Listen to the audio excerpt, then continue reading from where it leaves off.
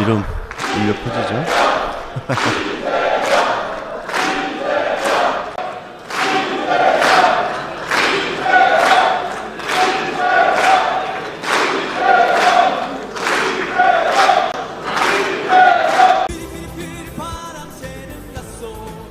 자, 다들 일어났어요. 이재명 대통령 시정연설 자 시작됩니다. 지금 대통령께서 입장하고 계십니다.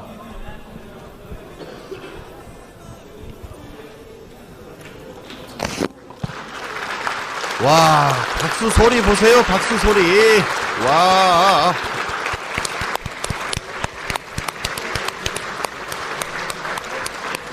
엄청납니다.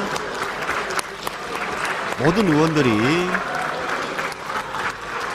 자, 지금 최민희 의원하고 또 이렇게 와.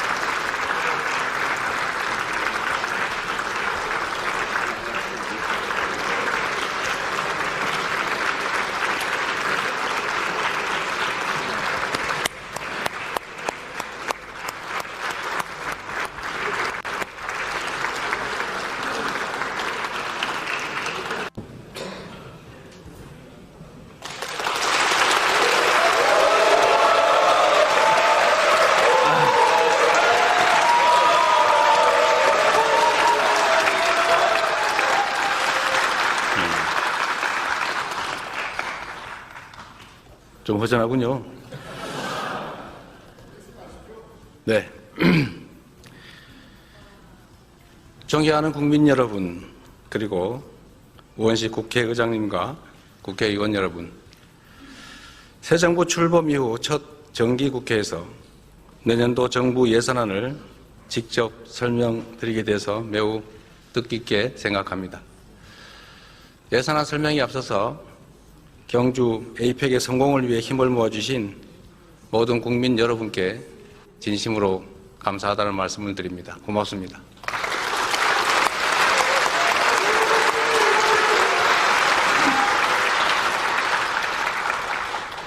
특히 에이펙 주관에 이루어진 한미 정상회담을 통해 미국과 관세 협상을 타결함으로써 우리 경제의 불확실성을 완화하였습니다.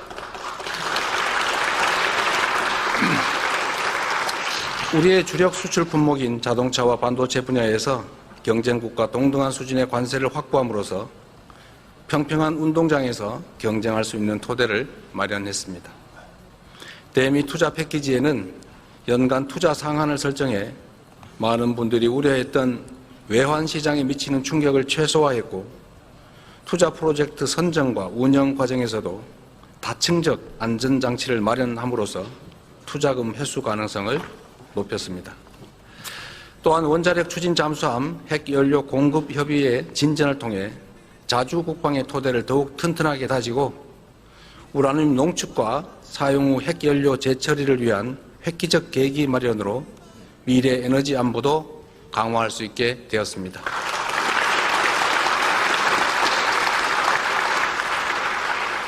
한중 정상회담을 통해서는 한중 관계를 전면 회복하고 양국이 전략적 협력 동반자로서 실용과 상생의 길로 함께 나아가기로 다시 합의했습니다.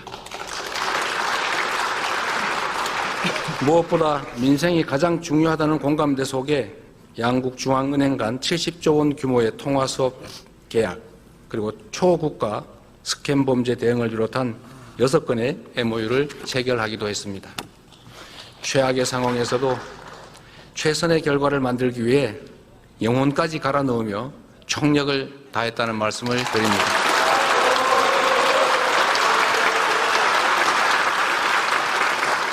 앞으로도 정부는 국익 중심의 실용 외교를 바탕으로 대한민국의 국력을 키우고 위상을 한층 높여 나가겠다는 말씀도 드립니다.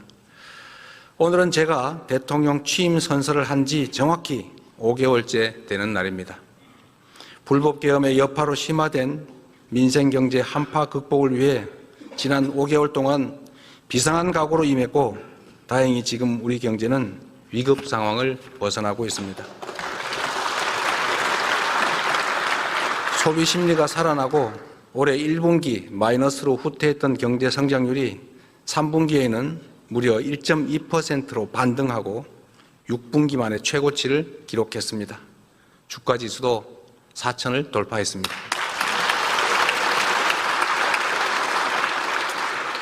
이뿐만이 아닙니다. 자, 단독 세계 역사상 처음 국민연금 올해 200조 벌었다. 와, 이유가 코스피 질주의 압도적 성과, 올 운용자산 200조 넘게 급증. 전문가는 어떻게 평가하는지 보겠습니다. 솔직히 말하면 국부가 어마어마하게 늘어난 겁니다. 국민연금이 올 초부터 지금까지의 수익률이 20%를 넘었습니다. 연금 전체 수익률이요. 늘어난 연금 운용 자산만 200조가 넘어요. 200, 세계적으로 우리나라 국민연금이 규모로 치면은 세 번째로 크거든요. 전 세계 세 번째인데. 예, 그런데 전 세계 모든 연금들을 다 합쳐서 현재까지 수익률 1등이에요. 그 1등의 배경은 뭐냐? 우리 경제가 좋아져서 우리 증시가 올랐지 않습니까? 네. 우리 증시에 투자했던 연금 자산이 60%가 올랐어요. 국내에서 60% 먹은 거야. 와. 근데 이번에 나왔던 20% 수익률을 거기다 녹여서 다시 평균을 내잖아요. 그러면 6.5가 돼요. 연평균 수익률이. 다시 연금의 고관련도를 거꾸로 계산하잖아요. 그거에 따르면 고관련도가 또 50 몇 년일 57년이에요. 57년. 이게 2090년까지 33년이 연장된 효과예요. 90년. 와. 우리 경제가 살아나고 우리 증시가 살아나니까 저적 부가 이렇게 창출되는 어마어마한 일이 지금 우리가 목격하는 일입니다.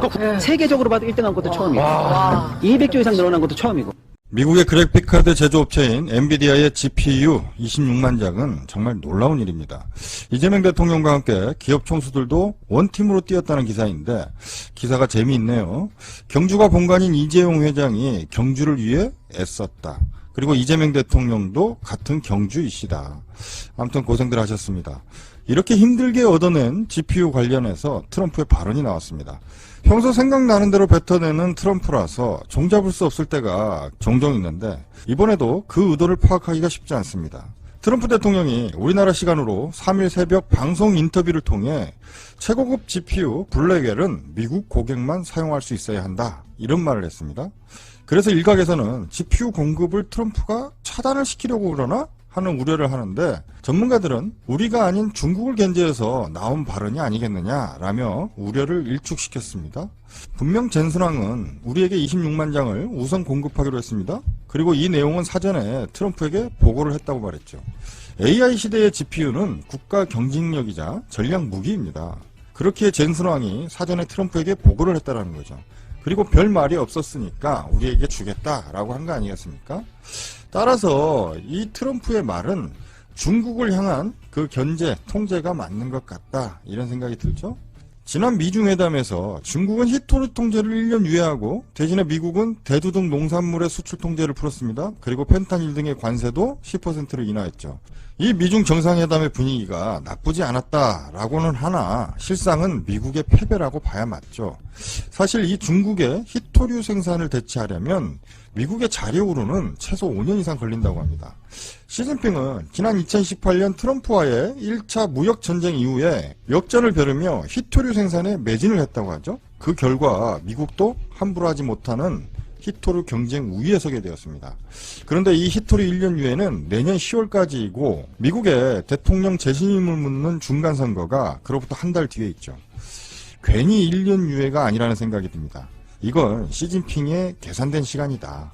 만약에 그때 가서 중국이 다시 히토류를 통제하겠다고 나서면 트럼프의 정치 생명 어떻게 될지 모릅니다. 그래서 트럼프가 요즘 힘이 많이 빠져 보이죠. 자, 제조업도 중국으로 넘어갔고 반도체 산업도 핵심 자원인 히토류를 중국이 장악했으니 트럼프 얼마나 답답하겠습니까? 자, 믿는 건 미국의 막강한 군사력, 이름도 전쟁부로 바꿨죠. 그리고 동맹국뿐입니다. 이렇게 흔들리는 세계 경제 장악력을 복원하기 위해서는 어느 때보다도 동맹국들과의 그 원만한 관계 유지가 중요해졌습니다. 그런데 문제는 그가 추구하는 보호무역, 관세무역이죠. 높은 관세로 인해서 동맹국들의 원생이 자자한 상황이죠. 아울러 그 높은 관세는 고스란히 물가 인상을 초래해 자국민들의 원성 또한 높은 상황입니다. 여론조사 결과 미국인 3명 중 2명인 67%가 트럼프의 국정 운영이 잘못된 방향으로 가고 있다라고 응답을 했습니다. 이거 높은 수치입니다. 우리가 봤을 때 탄핵으로 가는 수순이죠. 재밌는 건 이 수치 지난 미 대선 목전에 실시한 여론조사 때보다 7% 나아진 수치를 합니다. 아이러니하죠. 분명히 미국 국민들은 1년 사이에 더 먹고 살기 힘들어졌다는데 오히려 그때보다 트럼프 국정 운영의 긍정 지지가 소폭 상승했다는 거 아닙니까? 여기 미국도 우리의 국힘 콘크리트 지지층이 똑같이 있구나 이런 생각이 들죠. 아무런 의미가 없다. 이런 미국 경제의 악순환은 트럼프의 높은 관세 정책에서 비롯되었다라고 전문가들은 한 목소리로 말하고 있습니다. 또 다른 이유야 많지만 그 얘기는 차치하고 그래서 미 연방 대법원에서 조만간 이 관세에 대해 재판을 한다는 거죠. 늦어도 내년 초에는 그 결과가 나올 걸로 생각이 되는데 트럼프가 이 대법원을 상대로 여론전에 들어갔습니다. 관세 정책은 신속하고 유연해야 하는데 수백 명이 모여 회의해야 하는 의회에서는 아무것도 할 수 없다. 그들은 토론만 몇 년 동안 할 것이다. 라며 관세는 일반 조세와 달리 행정부의 권한으로 행사할 수 있는 거다. 라는 점을 강조하고 있죠. 미 연방 대법원의 9명의 대법관 중 보수 성향의 판사가 6명이라고 합니다. 그중 3명은 트럼프가 직접 임명을 했죠. 그래서 트럼프의 독단적인 높은 관세에 대해 무효 판결을 내리기는 쉽지 않아 보입니다. 자, 그렇다 하더라도 만약에 무효가 내려져서 기존의 관세 협약이 없던 일로 된다면 트럼프 어떻게 되겠습니까? 정말 끝나는 거죠. 그래서 트럼프가 국민 여론몰이에 더욱더 공을 들이는 거겠죠. 그런데 정작 자신이 하는 행실은 국민을 외면하고 있으니 그 여론몰이가 제대로 될까 싶습니다. 미국의 4,200만에 달하는 저소득층은 밥줄이 끊겼는데 개츠비 테마식의 호화 파티, 논란, 백악관도 일부 부수고 연회장으로 호화롭게 리모델링 중이라고 하죠. 이래서야 미국 시민들이 좋아할 수 있겠나 싶습니다. 자, 미국 경제가 위태하다라는 얘기가 계속 나오고 있습니다. 이번 연말이 고비라는 얘기도 나오던데 트럼프 그리고 미국 무너지지 않으려면 동맹국들에게 잘해라. 이게 있고 나머지는 그 구체적인 상태로 뒤에 말씀드리겠습니다. 분명한 것은 그 앞에 그런 과정이 있었기 때문에 이상현 여단장이 저는 그런 말을 했다라고 생각합니다. 제가 그 다음부터는 31분 듣고 나서부터는 이상현 여단장한테 분명하게 34분과 41분, 45분에 제 워딩으로 이상현 여단장한테 문부수고 들어가라 이런 부분들이 전달이 됐고 그렇게 지시사항을 이행했다라고 저는 그렇게 이해하고 있습니다. 아니 잠깐만 제가 한 개만 물어보겠습니다.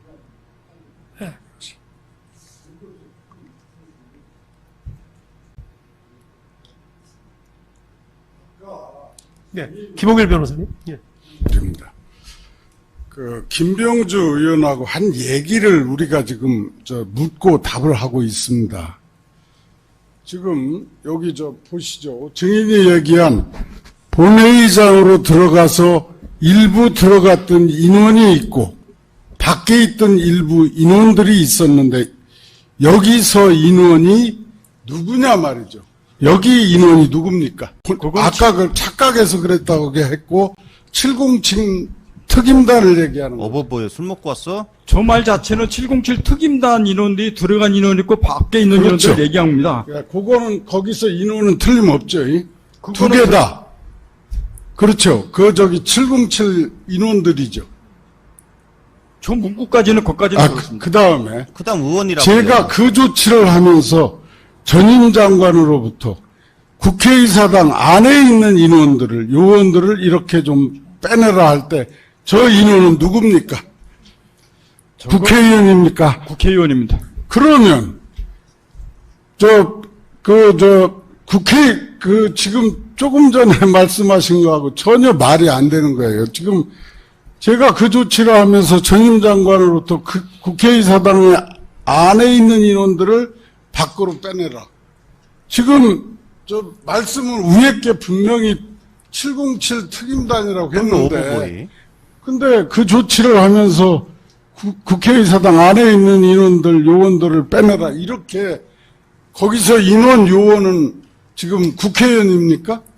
저게 지금부터 지난번부터 제가 아니, 몇 그러니까 개월 동안에 저거는 계속 그럼 국회의원이라 국회의원입니까? 말하니까. 저때 당시에 어떤 과정에 있어서 말이 혼선이 있을지 모르겠는데 아니 근데 저기서 국회의사당 안에 있는 임원, 요원이 국회의원을 가리키는 거냐 말이죠. 일단 그 부분은 아까 국회의원들을 제가 의미한다고 답변을 하셨고, 며칠 오죽하면 말씀드렸거든요. 직위원이 예. 국회의원이라고. 그럼 제가 하나만 아, 웃기다.